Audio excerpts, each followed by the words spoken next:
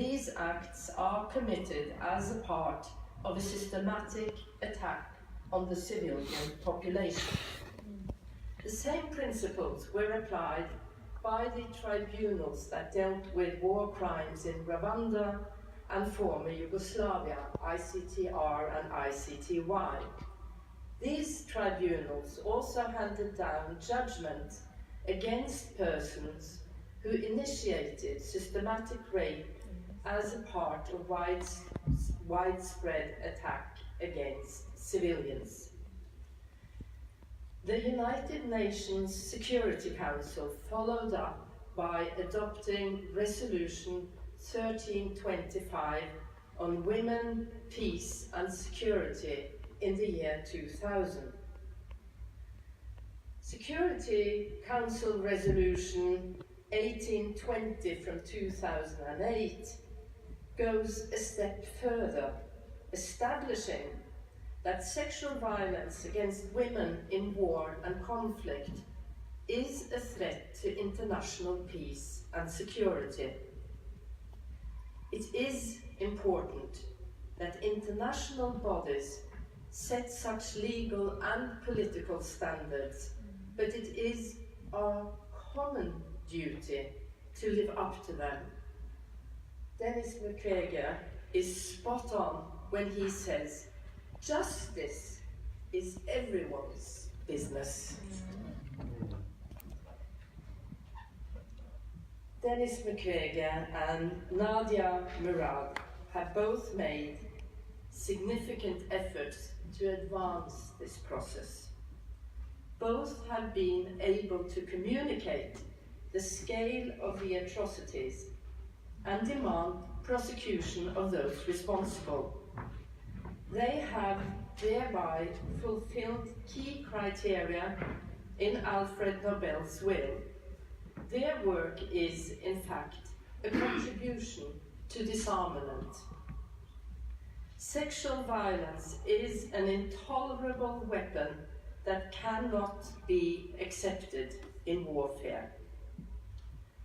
Their primary contribution, however, is to what Alfred Nobel called fraternity of nations.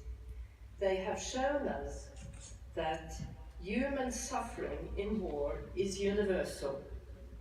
They have pointed out that women are predominantly invisible victims of the horrors of war. Both laureates have demanded that injustice be combated with justice. War crimes must be punished, and the responsibility rests with the entire international community. Both of them are thus fully deserving of Alfred Nobel's Peace Prize.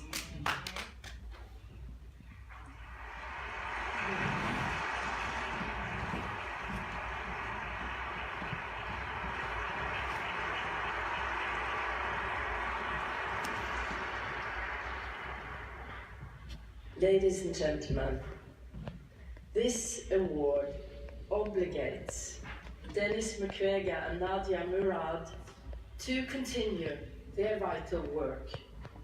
But the award obligates us to stand side by side with them in the struggle to end wartime sexual violence. Only then can the hopeful message of Nadia's autobiography, The Last Girl, come true. Together, we must make her generation of young women and girls the last generation to suffer from the barbarism of sexual war crimes. Thank you.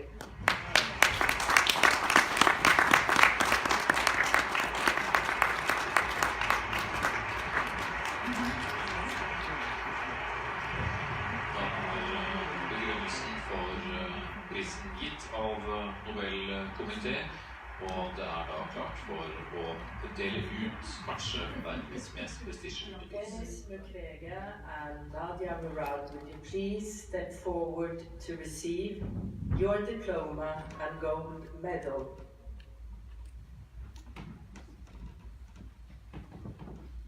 De får da hvert sitt diplom og denne gullmedaljen som bevis. Diplomet, det som tidligere nevnt, altså laget av filmkunstner.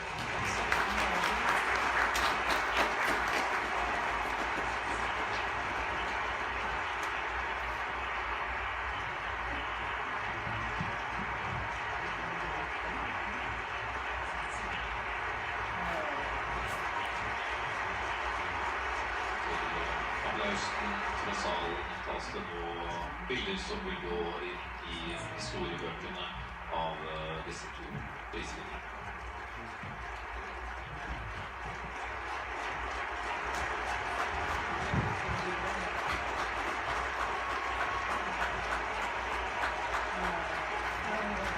En stor ære, men dessverre for et bakteppe for begge.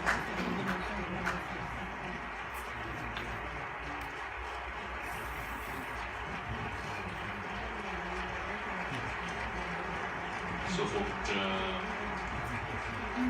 alle fotografene har fått tatt sine bilder, så skal Nadia Murad også da holde sitt Nobel-foredrag.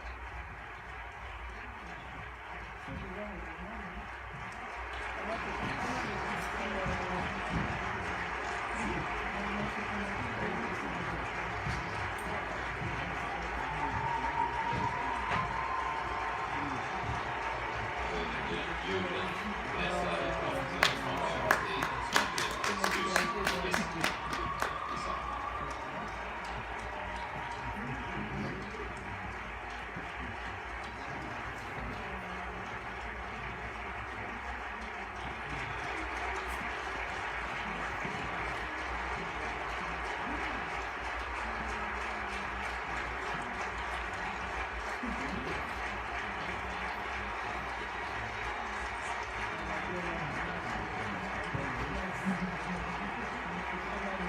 Bare 25 år og den nesten yngste mottakeren av Nobels fredspris.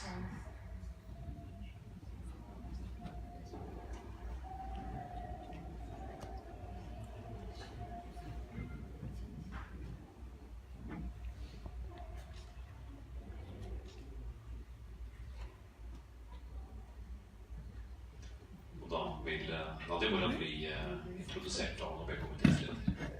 And then I call for Nadia Murad to step forward and give her Nobel lecture. The floor is yours. Talen foregår på sitt eget språk, tekstet på TV-skjermen, og de som sitter i salen får det oversatt.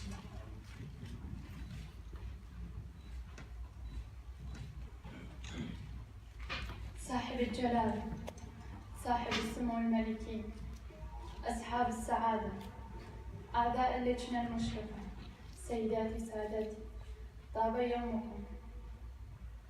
شكرا للجنة نوبل على هذا الشرف. إنه لشرف عظيم أن يتم تكريمي بهذه الجائزة القيمة مع صديقي الدكتور مكويغي الذي عمل ويعمل المستحيل في سبيل تقديم المساعدة لضحايا العنف الجنسي، ويكون صوتاً لأولئك النساء اللواتي تعرضن للعنف الجنسي. اليوم أود أن أتكلم من صميم قلبي لأشارك معكم كيف أن مسيرة حياتي وحياة المجتمع الإيزيدي برمته تغيرت بسبب هذه الإبادة، وكيف حاول داعش إنهاء وجود مكون من مكونات العراق عن طريق سبي النساء وقتل الرجال وتدمير المزارات ودور العبادة. اليوم هو يوم خاص بالنسبة لي. إنه اليوم الذي انتصر فيه الخير على الشر، اليوم الذي انتصر فيه الإنسانية على الإرهاب، إنه اليوم الذي انتصر فيه النساء والأطفال اللواتي عانينا من الاضطهاد على مرتكبي الجرائم. أأمل أن يمثل اليوم بداية حقبة جديدة عندما يكون السلام أولوية، ويمكن للعالم بشكل جماعي أن يبدأ في رسم خارطة طريق جديدة لحماية النساء والأطفال والأقليات من الاضطهاد، لا سيما ضحايا العنف الجنسي. عشت طفولتي كفتاة قروية في قرية كوتو في جنوب بلدة سنجار. لم يكن لدي معرفة عن شيء اسمه جائزة نوبل للسلام. لم أكن أعلم شيئا عن الصراعات والقتل الذي يحدث في عالمنا كل يوم. لم أكن أعلم أن البشر يستطيع أن يرتكب هكذا جرائم بشعة ضد بعضه البعض. ككل فتاة صغيرة كنت أحلم بأن أنهي دراستي الثانوية، وكان حلمي الأكبر أن يصبح لدي صالون للميك اب في قريتنا، وأن أعيش بالقرب من عائلتي في السنجار. لكن هذا الحلم أصبح بمثابة كابوس، وحدث ما لم أكن أتوقعه يوما. حدثت الإبادة، وكنتيجة لهذه الإبادة فقدت أمي، وفقدت 6 من أشقائي، وفقدت بنات أشقائي 2، حيث أن كل عائلة إيزيدية لها قصة مماثلة وأكثر بشاعة بسبب هذه الإبادة. نعم، حياتنا تغيرت بين ليلة وضحاها بشكل يصعب علينا استيعابه. كيف أن كل عائلة إيزيدية تفرقت عن بعضها البعض، كيف أن النسيج الاجتماعي لمجتمع مسالم قد تمزق، كيف أن مجتمع كامل كان يحمل رأية السلام ويحب ثقافة التسامح أصبحوا وقوداً لحرب كانوا في غنى عنها.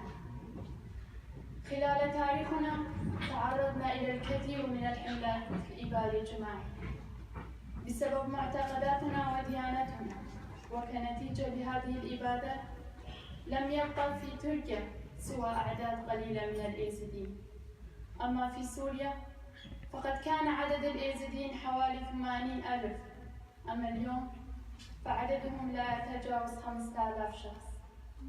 والإيزيديون في العراق يواجهون نفس المصير، عددهم في تناقص كبير. وإن هدف داعش بمحو هذه الديانة سوف يتحقق إذ لم يتم توفير الحماية لهم. وهكذا هو الحال بالنسبة للأقليات الضعيفة الأخرى في العراق وسوريا. بعد فشل حكومة العراق وحكومة كردستان العراق في حمايتنا، فشل المجتمع الدولي في إنقاذنا من داعش ومنع وقوع هذه الإبادة ضدنا. وقف مكتوف الإيدين يتفرج على إبادة مجتمع كامل دون أي حرج. منازلنا، عوائلنا وتقاليدنا، شعبنا وأحلامنا، كرامتنا كلها تدمر. بعد الإبادة حصلنا على تعاطف دولي ومحلي، واعترفت العديد من الدول بهذه الإبادة، ولكن الإبادة لم تنتهي بعد. التهديد بالفناء لا يزال مستمرا. حال الإيزيديين لم يتغير في سجون داعش، لم يتم خروجهم من المخيمات، لم يتم بناء ما دمره داعش. لحد الآن لم يتم محاسبة مرتكبي الجرائم الذين قادوا هذه الإبادة ضدنا. لا أريد تعاطفا أكثر، أريد ترجمة هذه العاطفة إلى عمل على أرض الواقع. إذا كان المجتمع الدولي جاداً في تقديم المساعدة لضحايا هذه الإبادة، وإن أردنا أن يعود الإيزيديين إلى مناطقهم من مخيمات النزوح ومنحهم الثقة مرة أخرى، فعلى المجتمع الدولي حماية الإيزيديين، توفير حماية للإيزيديين وتحت إشراف الأمم المتحدة. بدون هذه الحماية الدولية ليس هناك أي ضمان بأنه سوف لن نتعرض إلى إبادة أخرى ومن مجامع إرهابية أخرى. كما أن المجتمع الدولي يجب أن يكون ملتزما أكثر في توفير فرص اللجوء والهجرة لأولئك الذين أصبحوا ضحايا لهذه الإبادة. اليوم هو يوم خاص لجميع العراقيين، ليس فقط لكون أول عراقية يتم تتويجها بجائزة نوبل للسلام، بل لأنه اليوم الذي نحتفل فيه بنسب تحرير الأراضي العراقية من تنظيم داعش الإرهابي، حيث أن العراقيون من الجنوب إلى الشمال توحدوا وخاضوا معركة طويلة نيابة عن العالم كلها ضد هذا التنظيم الإرهابي المنظم. وحدة العراقيين في مواجهة داعش وأفكاره أصبح قوة لنا جميعا، ومعا استطعنا أن نفتح جرائمهم، ويجب أن نتوحد معا ونعمل معا لمحاسبة داعش والذين رحبوا وساعدوا وانضموا لداعش للسيطرة على مناطق كثيرة في العراق. يجب أن لا يكون هناك مكان للإرهاب وأفكاره في العراق ما بعد داعش. يجب أن نكون يداً واحدة في بناء بلدنا. يجب أن نساهم معاً في تحقيق الأمن والاستقرار والازدهار لجميع مكونات العراق. ينبغي علينا أن نتذكر كل يوم كيف أن تنظيم داعش ومن يحمل أفكاره هاجم الإيزيديين بوحشية في عام 2014 بهدف إنهاء وجود أحد المكونات الأصلية في المجتمع العراقي. داعش ارتكب هذه الجريمة، هذه الإبادة بحقنا فقط لكوننا إيزيديين. نمتلك معتقد وعادات مختلفة لا تؤمن بقتل الآخر والسبيل واستعباده. في القرن 21 وفي عصر العولمة وحقوق الإنسان، أكثر من 6500 طفل وامرأة إيزيدية أصبحوا سبايا وتعرضوا للبيع والشراء والعنف الجنسي والنفسي. ورغم مناشداتنا اليومية منذ عام 2014 إلا أنه لا زال مسير أكثر من 3000 من النساء والأطفال الإيزيديات مجهولا في خلطة تنظيم داعش. فتيات بعمر الزهور يتم بيعهن وشراءهن والسبيهم واغتصابهم. هل يعقل أن لا يتحرك شعرا من ضمير قادة 195 دولة حول العالم في العمل على تحرير هؤلاء الفتيات؟ ماذا لو أنهم كانوا صفقة تجارية أو حقل نفطي أو شحنة أسلحة؟ أكيد كنا نرى بأن الجهود سوف تكون مضاعفة من أجل تحريرهم. في كل يوم أسمع قصص مأساوية تدمع لها العين. مئات الآلاف بل الملايين من النساء والأطفال حول العالم يعانون من الاضطهاد والعنف. في كل يوم أسمع صرخات الأطفال في العراق وسوريا واليمن. في كل يوم نرى المئات من النساء والأطفال في أفريقيا والدول الأخرى يسبحون مشاريعا للقتل ووقودا للحروب دون أن يتحرك أحد في مساعدتهم أو محاسبة من يرتكب هذه الجرائم بحقهم.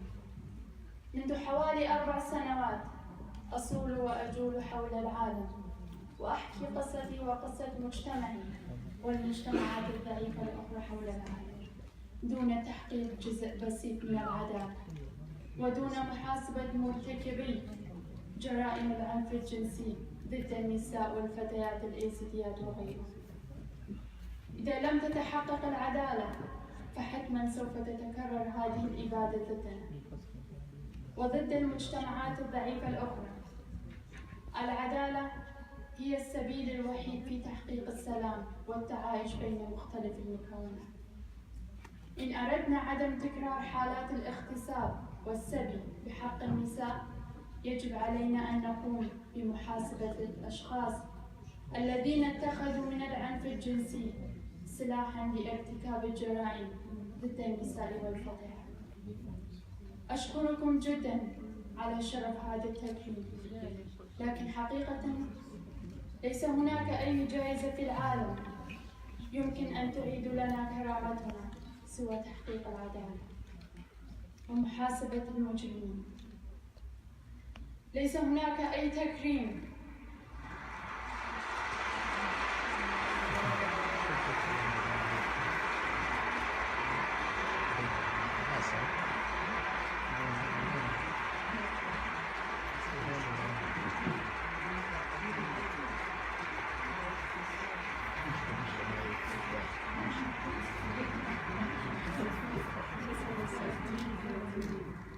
ليس هناك أي تكريم يمكن أن يعوض لنا أهلنا وأحبتنا الذين قتلوا وسبوا بغير ذنب فقط لكونهم يزيدين. ليس هناك أي جائزة تستطيع أن تعيد لنا حياتنا البسيطة بين أهلنا وأصدقائنا غير تحقيق العدالة وحماية ما تبقى من مجتمع. في هذه الأيام نستذكر ذكرى 70 لاتفاقية الأمم المتحدة لمنع وقوع الإبادة الجماعية ومعاقبة مرتكبي الإبادة الجماعية. مجتمعي يعيش تحت إبادة مستمرة منذ أكثر من 4 سنوات. المجتمع الدولي لم يمنع وقوع هذه الإبادة فقط، بل فشل لحد الآن في وقف هذه الإبادة جداً وجلب مرتكبي الجرائم إلى العدالة. هناك الكثير من المجتمعات الضعيفة الأخرى حول العالم يتعرضون إلى التطهير العرقي والتمييز وتغيير الهوية أمام أنظار المجتمع الدولي. حماية الإيزيديين وكافة المجتمعات الضعيفة الأخرى هي مسؤولية المجتمع الدولي والمؤسسات الدولية المعنية بالدفاع عن حقوق الإنسان وحماية الأقليات. حماية حقوق المرأة والأطفال وخاصة النساء من العنف الجنسي في المناطق التي توجد فيها صراعات وحروب داخلية. لقد كان لي شرف المشاركة في مؤتمر باريس للسلام. هذا المؤتمر كان الذكرى السنوية 100 لنهاية الحرب العالمية الأولى، لكن كم إبادة وكم حروب حدثت منذ أن توقفت الحرب العالمية الأولى. ضحايا الحروب والإبادات لا تعد ولا تحصى، وخاصة الحروب الداخلية. نحن كعالم ندين ونعترف بهذه الإبادات والحروب، لكن نفشل في وضع حد لمنع حدوثها وتكرارها.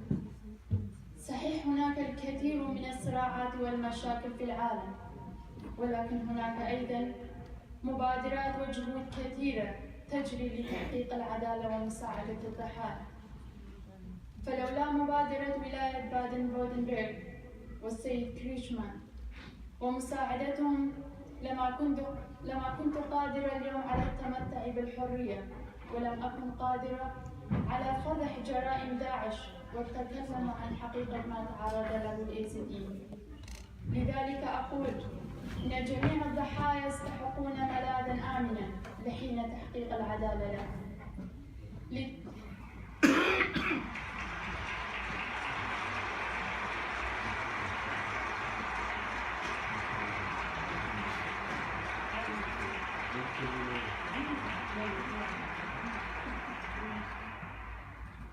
للتربية والتعليم دور أساسي في تنشئة المجتمعات المتحضرة التي تؤمن بالتسامح والسلام.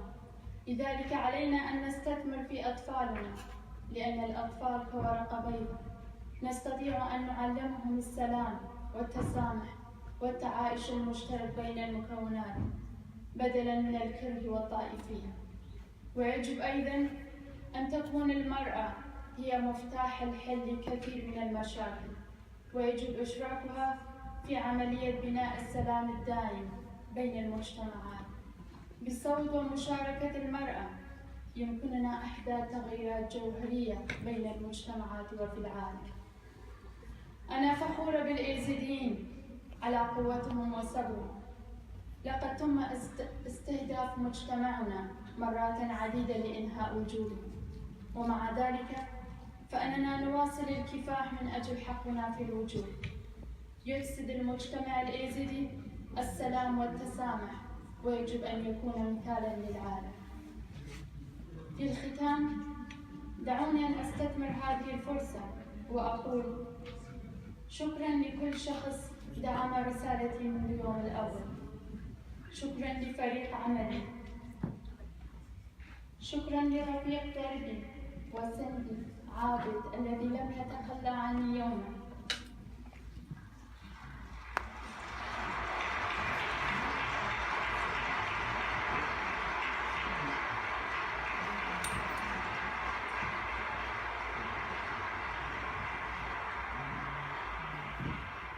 شكرا لكل الدول التي اعترفت بالإبادة اليزيدية وقدمت المساعدة للمجتمعات الضعيفة. شكرا لكندا وأستراليا الذين أصبحوا ملاذا آمنا لضحايا الإبادة اليزيدية. شكرا للمملكة المتحدة على مساعدتهم ومبادرتهم في تشكيل فريق دولي للتحقيق في جرائم داعش. شكرا لفرنسا والرئيس ماكرون على مواقفهم الإنسانية تجاه قضيتهم. شكرا لكردستان العراق على مساعدتهم للنازحين منذ 4 سنوات. شكرا لأمير الكويت وحكومة النرويج لمبادرتهم في عقد مؤتمر إعادة أعمار العراق. شكرا للصديقة المحامية أمل كلوني وفريقها الذين يبذلون جهود كبيرة في محاسبة داعش. شكرا لدولة اليونان التي قدمت الكثير للاجئين. فلنتوحد في مواجهة الظلم والاضطهاد ونرفع صوتنا سويا ونقول لا للعنف، نعم للسلام، لا للاستعباد، نعم للحرية، لا للتمييز العنصري، نعم للمساواة وحقوق الإنسان للجميع، لا لاستغلال النساء والأطفال، نعم لتوفير حياة حرة كريمة لهم، لا لإفلات المجرمين من العقاب، نعم لمحاسبة المجرمين والمرتكبين وتحقيق العدالة. وشكرا لطيب استضافتكم وحسن الاستغناء، ودمتم في سلام دائم.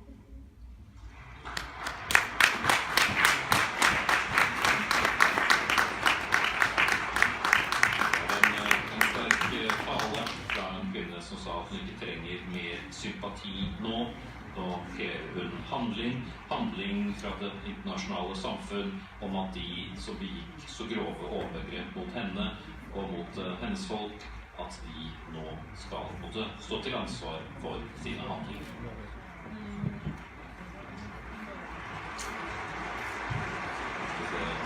Særlig de som har møtt frem og Morads gjester under seremonien var veldig beveget over.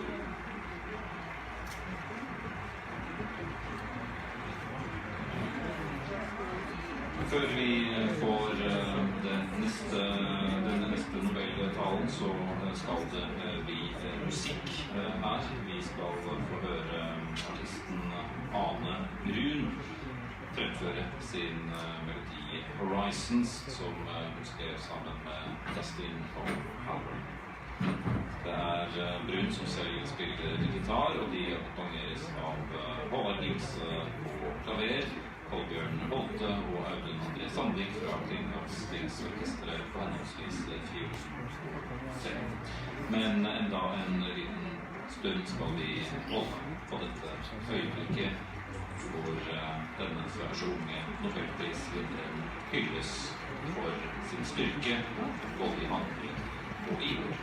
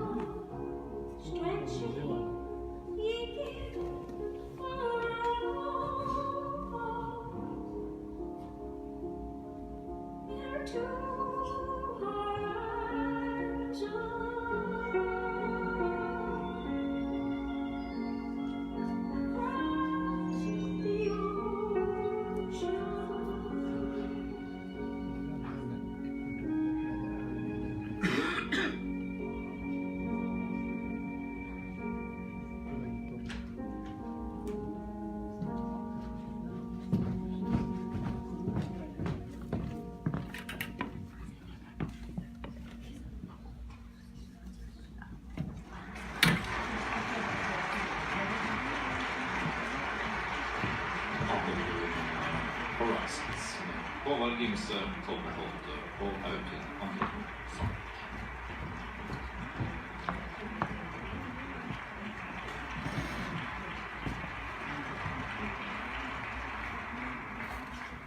Da gjør Nobelkomiteens leder seg klar for å introdusere neste Nobeltaler. And then I have the pleasure to invite Dr. Dennis Mukwege to step forward and give your Nobel lecture. Thank you.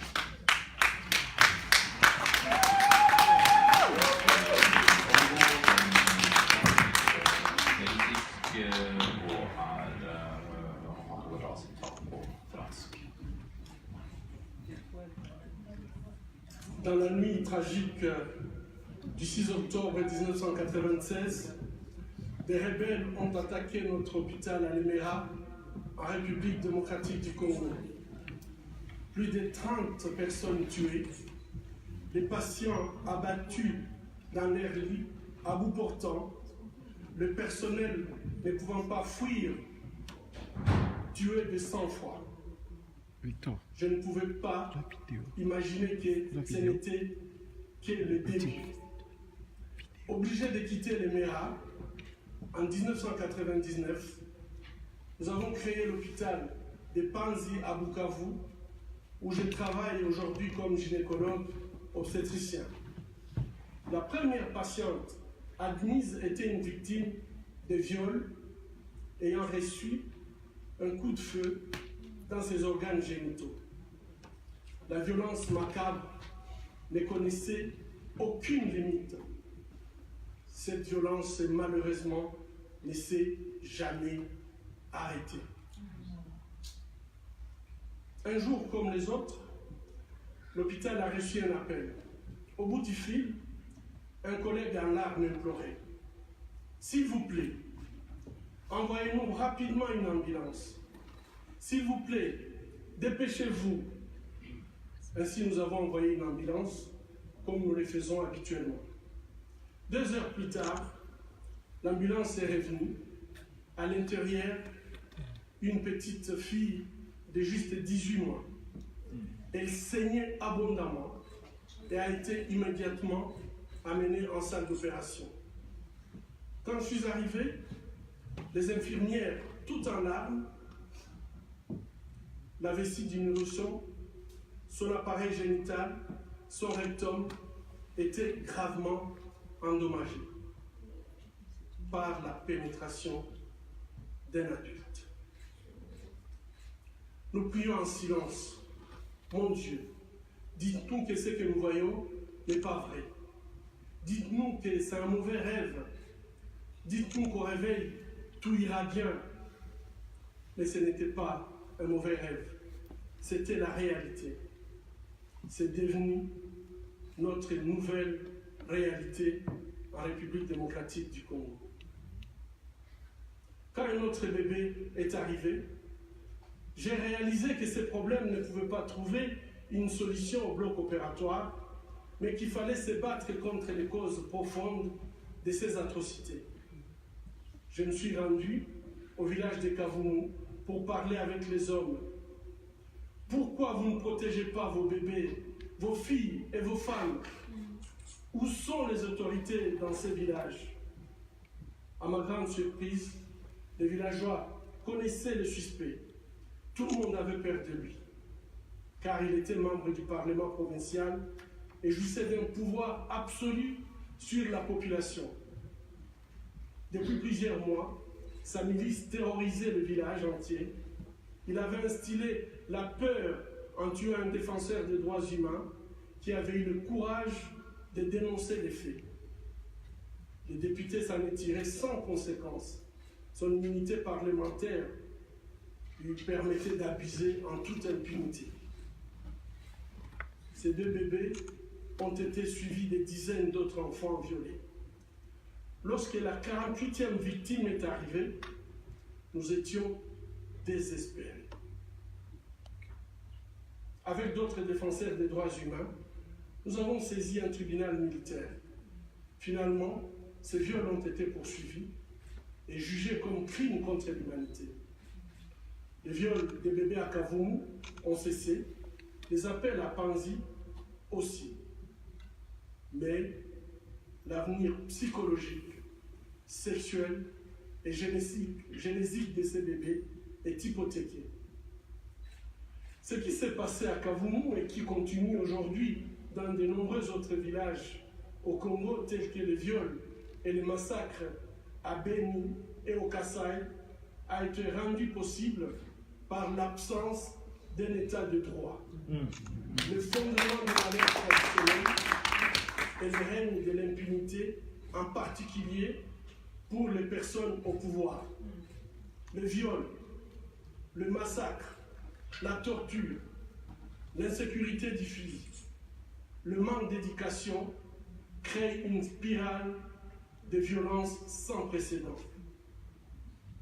Le bilan humain de ces chaos pervers et organisés a été des centaines de milliers de femmes violées, plus de 4 millions de personnes déplacées à l'intérieur du pays et la perte de 6 millions de vies humaines. Imaginez l'équivalent de toute la population du Danemark décimée. Les gardiens de la paix et les experts des Nations Unies n'ont pas été épargnés. Plusieurs ont trouvé la mort dans l'accomplissement de leur mandat. La mission des Nations Unies en République démocratique du Congo reste présente jusqu'à ces jours afin que la situation ne dégénère pas davantage. Nous leur sommes reconnaissants. Cependant, malgré leurs efforts, cette tragédie humaine se poursuit sans que tous les responsables ne soient poursuivis. Seule la lutte contre l'impunité peut briser la spirale de violence. Et nous avons tous le pouvoir de changer le cours de l'histoire lorsque les convictions pour lesquelles nous nous battons sont justes. Vos Majestés, Vos Altesses royales, Excellences, distingués membres du Comité Nobel, chère Madame Nadia Mourad, Mesdames et Messieurs, amis de la paix, c'est au nom du peuple congolais que j'accepte le prix Nobel de la paix.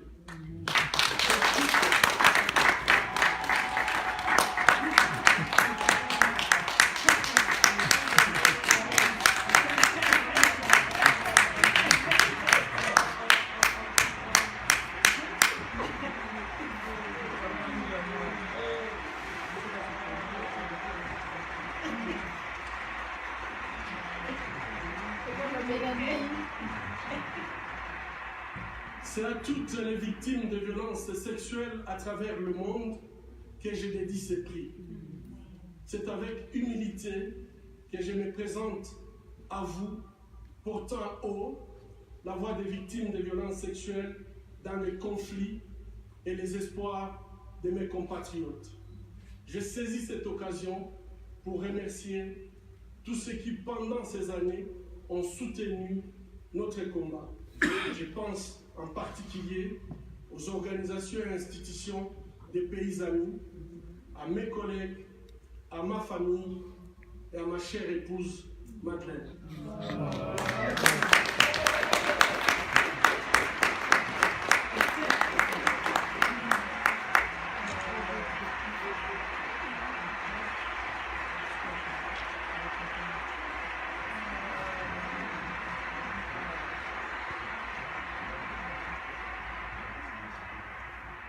Je m'appelle Denis Mukwege.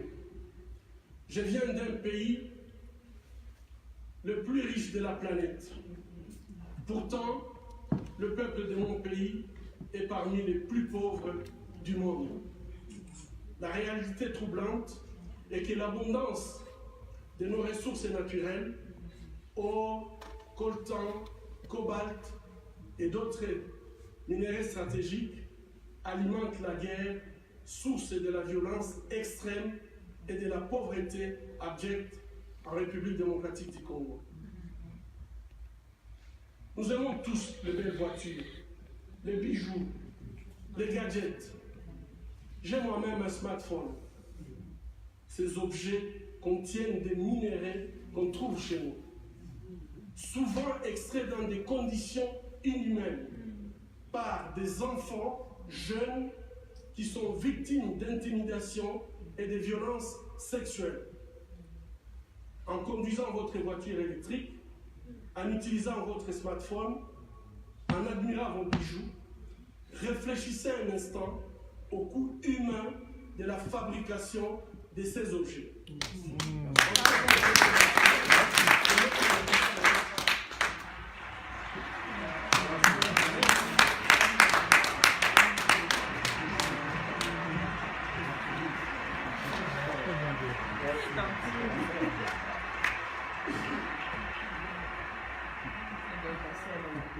En tant que consommateur, le moins qu'on puisse faire est d'insister que ces produits soient fabriqués dans le respect de la dignité humaine.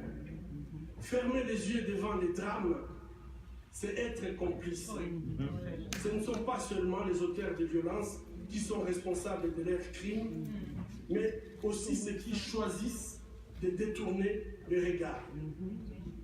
Mon pays est systématiquement pillé avec la complicité des gens qui prétendent être nos dirigeants. Leur pouvoir. Pillé pour les richesses et leur gloire. Pillé aux dépens des millions d'hommes, de femmes et d'enfants, innocents, abandonnés dans une misère externe, tandis que les bénéfices de nos minéraux finissent sur les comptes opaques d'une oligarchie prédatrice. Cela fait 20 ans, jour pour jour, qu'à l'hôpital de Panzi, je vois les conséquences de cette mauvaise gouvernance de mon pays. Bébés, filles, jeunes femmes, mères, grand-mères, et aussi les hommes et les garçons violés de façon cruelle, souvent en public, en collectif, en insérant du plastique brûlant ou en introduisant des objets contondants dans leur partie génitale. Je vous épargne des détails. Le peuple congolais est humilié, maltraité, massacré depuis plus de 2 décennies au vu et au su de la communauté internationale. Aujourd'hui, grâce aux nouvelles technologies d'information et de la communication, plus personne ne peut dire « je ne savais pas ». Avec ce prix Nobel de la paix, j'appelle le monde à être témoin et je vous exhorte à vous joindre à nous pour mettre fin à cette souffrance qui fait honte à notre humanité commune. Les habitants de mon pays ont désespérément besoin de la paix. Mais comment construire la paix sur des fausses communes? Comment construire la paix sans vérité ni réconciliation? Comment construire la paix sans justice ni réparation? Au moment où je vous parle, un rapport est en train de moisir dans les tiroirs d'un bureau à New York.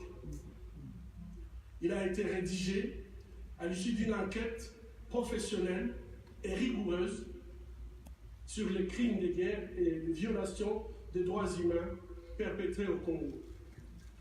Cette enquête nomme explicitement des victimes, des lieux, des dates, mais élude les auteurs.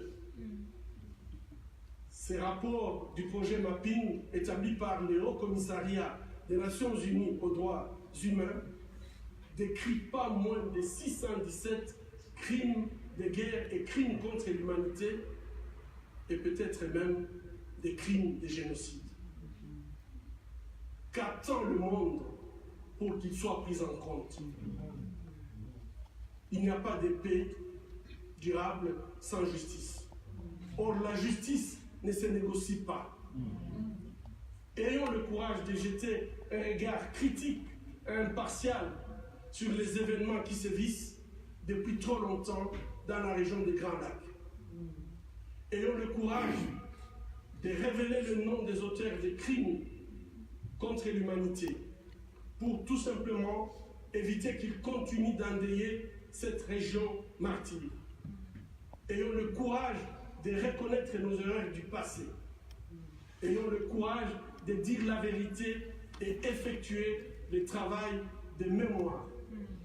Chers compatriotes congolais, ayons le courage de prendre notre destin en main.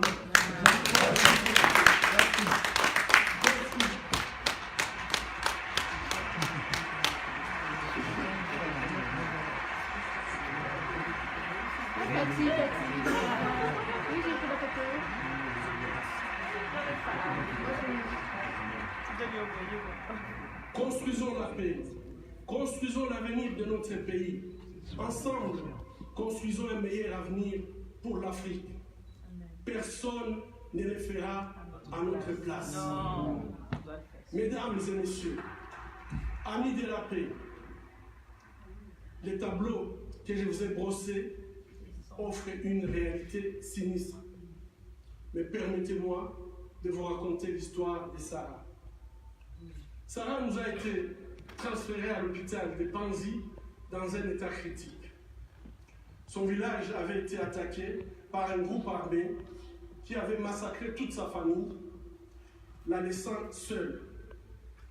Prise en otage, elle a été emmenée en forêt, attachée à un arbre, nue. Tous les jours, Sarah subissait des viols collectifs jusqu'à ce qu'elle perde connaissance. Le but de ces viols, utilisés comme arme de guerre, étant de détruire bien sûr Sarah, mais également sa famille, sa communauté. Bref, tout simplement, détruire les tissus sociaux. À son arrivée à l'hôpital, Sarah ne pouvait ni marcher, ni même tenir debout. Elle ne pouvait pas retenir ni ses urines, ni ses selles. À cause de la gravité de ses blessures, génito-urinaires et digestives, couplées à une infection surajoutée, personne ne pouvait imaginer qu'elle serait un jour en mesure de se remettre sur ses pieds.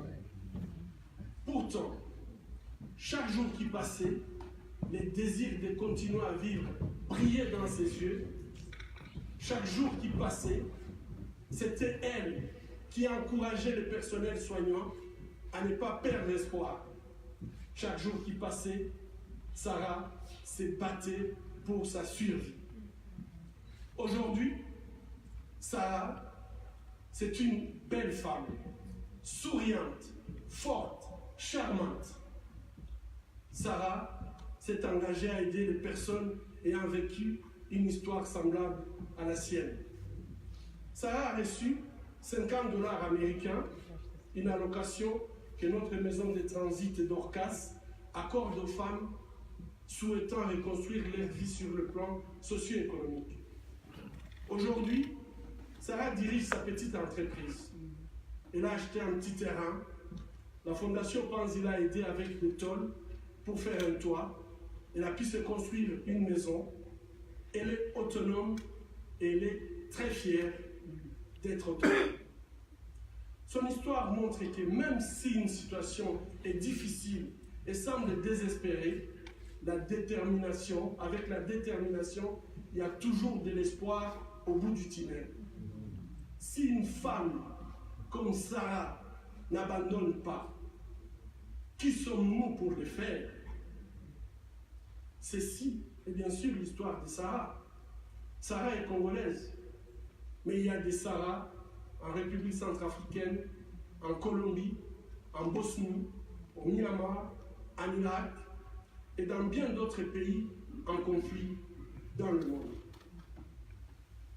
À Panzi, notre programme de soins holistiques, qui comprend un soutien médical, psychologique, socio-économique et juridique, montre que même si la route vers la guérison est longue et difficile, les victimes ont le potentiel de transformer leur souffrance en pouvoir.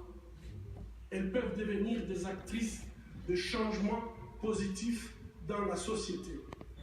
C'est le cas déjà à la Cité de la Joie, notre centre de réhabilitation à Bukavu, où les femmes sont aidées pour reprendre leur destin en main. Cependant, elles ne peuvent pas y arriver seules. Et notre rôle est de les écouter. Comme aujourd'hui, nous écoutons Madame Nadia Mourad. Chère Nadia, votre courage, votre audace, votre capacité à nous donner espoir soit une source d'inspiration pour le monde entier, mais pour moi spécialement. Le prix Nobel de la paix qui nous est décerné aujourd'hui n'aura de valeur réelle que s'il peut changer concrètement la vie des victimes de violences sexuelles de par le monde et contribuer à ramener la paix dans nos pays. Alors, que pouvons-nous faire? Ou bien, que pouvez-vous faire? Premièrement, c'est notre responsabilité à tous d'agir dans ces sens. Et agir, c'est un choix. C'est un choix d'arrêter ou non la violence à l'égard des femmes, de créer ou non une masculinité positive qui promeut l'égalité des sexes en temps de paix comme en temps de guerre.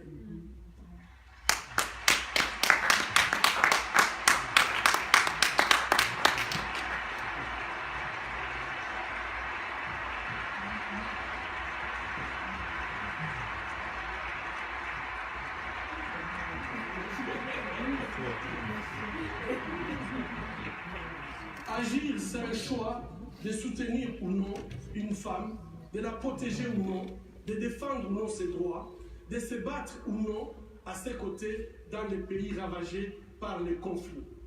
Finalement, c'est un choix de construire ou non la paix dans les pays en conflit. Agir, c'est tout simplement refuser l'indifférence. S'il faut faire la guerre, c'est la guerre contre l'indifférence qui ronge nos sociétés aujourd'hui. Deuxièmement, nous sommes tous redevables vis-à-vis de ces femmes et de leurs proches, et nous devons tous nous approprier ces combats, y compris les États qui doivent cesser d'accueillir les dirigeants qui ont toléré, ou pire, utilisé la violence sexuelle pour accéder au pouvoir.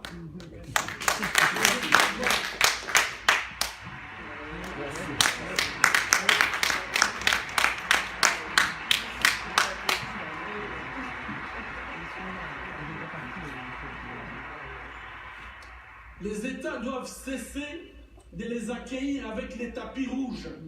Et plutôt, les États doivent passer une ligne rouge contre l'utilisation des viols comme arme de guerre. Une ligne rouge qui serait synonyme des sanctions économiques, politiques et des poursuites judiciaires. Merci. Poser un acte juste n'est pas difficile. Poser un acte juste n'est pas difficile, c'est une question de volonté politique.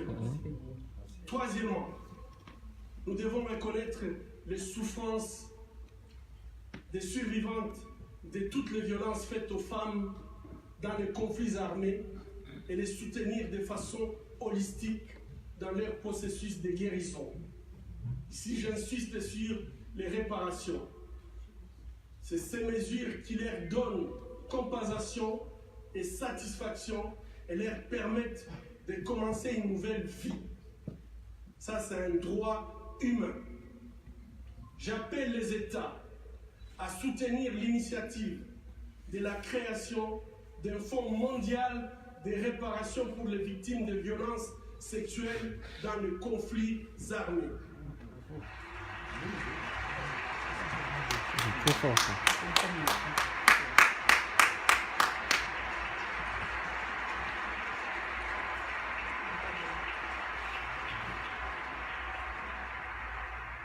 Quatrièmement, au nom de toutes les veuves, de tous les veufs, des orphelins des massacres commis en République démocratique du Congo et de tous les Congolais épris de paix, j'appelle la communauté internationale à enfin considérer les rapports du projet Mapping et ses recommandations. Que les droits soient dits. Amen. Cela permettrait au peuple congolais d'en faire pleurer ses morts, faire son deuil, pardonner ses bourreaux, dépasser sa souffrance et se projeter sereinement dans le futur. Merci. Finalement, après 20 ans d'effusion de sang, de viols et de déplacements massifs de population, le peuple congolais attend désespérément l'application de la responsabilité de protéger les populations civiles lorsque leur gouvernement ne peut pas ou ne veut pas les faire. Le peuple attend d'explorer les chemins d'une paix durable. Cette paix passe par les principes d'élections libres, transparentes, crédibles et apaisées.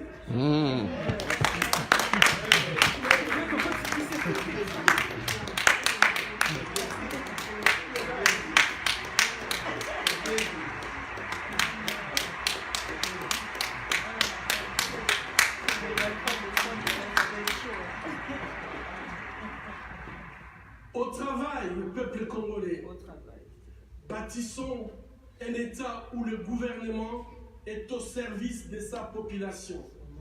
Un État de droit, émergent, capable d'entraîner un développement durable et harmonieux, non seulement en République démocratique du Congo, mais dans toute l'Afrique. Bâtissons un État où toutes les actions politiques, économiques et sociales sont centrées sur l'être humain et où la dignité des citoyens est restaurée.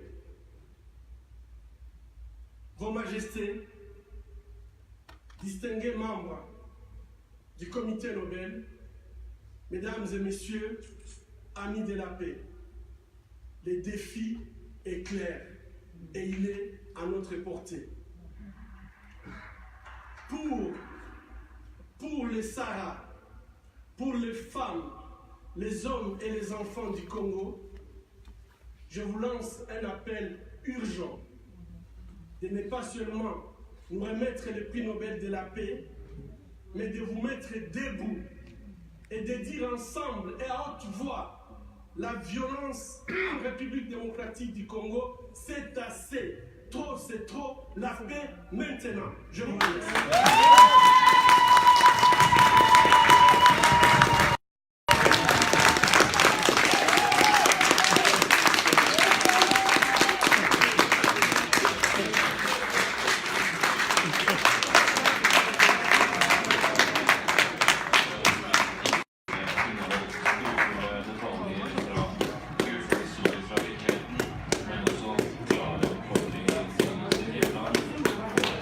Discours qui vient droit de sa tête. Il a été trop simple, il a été très direct, très pointu.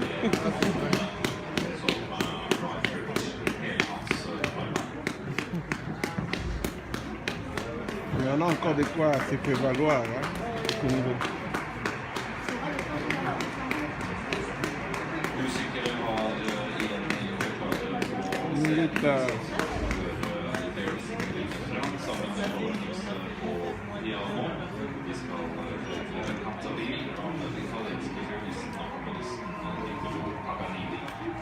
Ça, c'est un message qui redonne espoir. Au fond de moi, je sens qu'il y a encore des valeurs.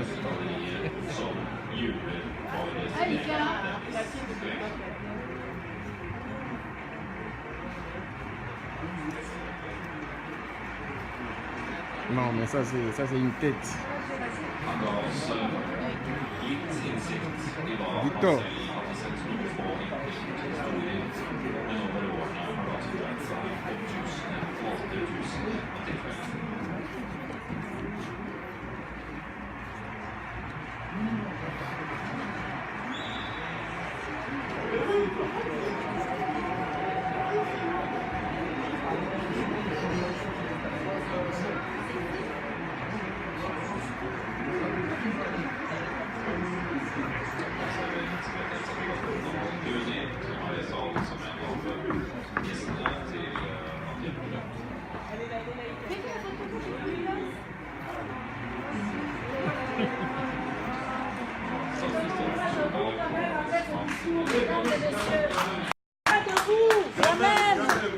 Debout quand même. Après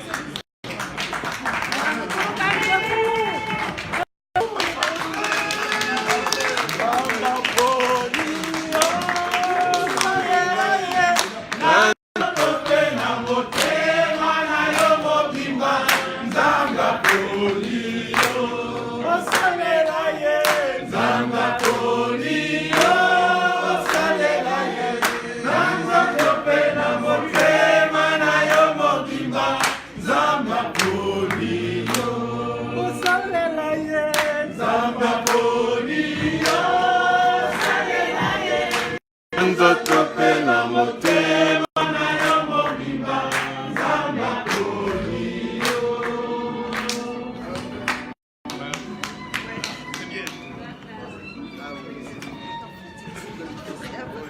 C'est chouette. Ah, c'était magnifique.